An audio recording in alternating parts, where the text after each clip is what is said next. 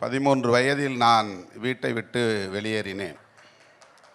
8ஆம் வகுப்பு படித்து முடித்ததும் உயர்நிலை பள்ளியில் படிக்க வேண்டும் என்பதற்காக 8 கிலோமீட்டருக்கு அப்பால் உள்ள நகரத்தில் ஒரு விடுதியிலே தங்கி பயிலுகிற மாணவனாக நான் வெளியேறினேன்.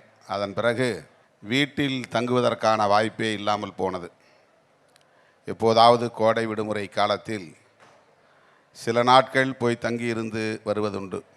உயர்நிலைப் பள்ளி திட்டக்குடி என்கிற நகரத்தில் 2 ஆறுகளை தாண்டி போய் சேர்க்க வேண்டும் என்றதும் என் அப்பாவிடம் எங்கள் அம்மா சொன்னது இன்னும் எனக்கு நினைவிருக்கிறது. அவன் படித்தது போதும், வேறு எங்கேயும் அனுப்ப வேண்டாம், 2 ஆறை தாண்டி போய் எங்கேயோ ஒரு ஊரில் கொண்டு போய் பிள்ளையை விடாத, நம்ம கூட இருக்கட்டும் என்று சொன்னார்கள்.